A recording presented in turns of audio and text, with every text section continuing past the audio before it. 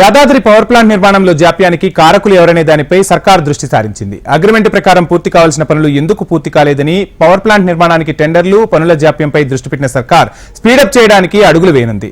ఈ నేపథ్యంలో ఉప ముఖ్యమంత్రి బట్టి విక్రమార్క నిర్మాణ పనులు చేస్తున్న సంస్థలతో సమీక్ష నిర్వహించారు.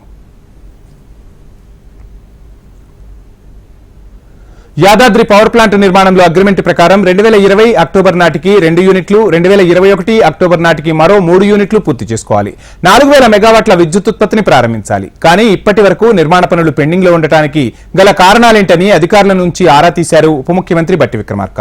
కాంపిటేటివ్ బిడ్డింగ్ విధానంలో టెండర్లను ఆహ్వానించకుండా నామినేషన్ పద్ధతిలో BHEL కు పనులు ఎందుకు అప్పగించారని అడిగి తెలుసుకున్నారు. యాదాద్రి విద్యుత్ కేంద్రం నిర్మాణానికి జెన్కో రూపొందించిన అంచనాలు, BHEL కోట్ చేసిన రేటు, ధరల విషయంలో BHEL తో జరిగిన నెగోషియేషన్స్, అగ్రిమెంట్ విలువ వంటి అంశాలతో సమగ్ర నివేదిక సమర్పించాలని ఇంధన శాఖ కార్యదర్శిని బట్టి ఆదేశించారు. ఇక యాదాద్రి పవర్ ప్లాంట్ నిర్మాణానికి 34,500 కోట్ల అంచనాలతో 2015 జూన్ 6న BHEL తో ఒప్పందం చేసుకోగా 2017 అక్టోబర్లో వర్క్ ఆర్డర్ జారీ చేశారని, ఈ అగ్రిమెంట్ ప్రకారం 2021 నాటికి పనులన్నీ ఎందుకు పూర్తి కాలేదని, విద్యుత్ ఉత్పత్తి ఎందుకు ప్రారంభం కాలేదని బట్టి ప్రశ్నించారు. సకాలంలో తమకు బిల్లులను చెల్లించలేదని BHEL అధికారులు ఆలస్యానికి కారణాలను వివరించారు. పర్యావరణ అనుమతులకు సంబంధించిన ఇబ్బందులు సైతం జాప్యానికి కారణమని తెలిపారు. 34,500 కోట్ల పనుల్లో BHEL కు అప్పగించిన పనుల విలువ ఎంత అని అడిగి తెలుసుకున్నారు బట్టి.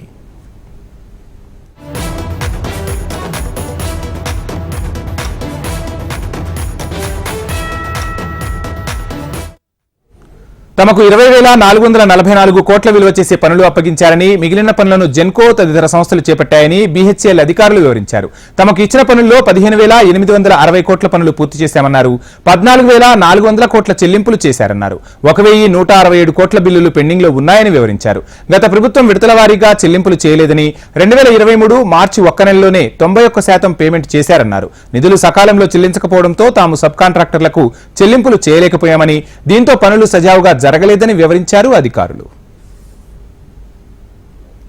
పర్యావరణ అనుమతులను ఏప్రిల్ 2024 నాటికి తీసుకొస్తే తాము సెప్టెంబర్ 2024 వరకు 2 యూనిట్లు, డిసెంబర్ 2024 వరకు మరో 2 యూనిట్లు, 2024 మే నాటికి మిగిలిన 1 యూనిట్ను పూర్తి చేసి విద్యుత్ ఉత్పత్తి ప్రారంభిస్తామని పవర్ పాయింట్ ప్రెజెంటేషన్ ద్వారా BHEL అధికారులు తెలిపారు. అయితే విద్యుత్ ప్లాంట్ నిర్మాణంలో జాప్యంపై సీరియస్ అయ్యారు ఉప ముఖ్యమంత్రి బట్టి.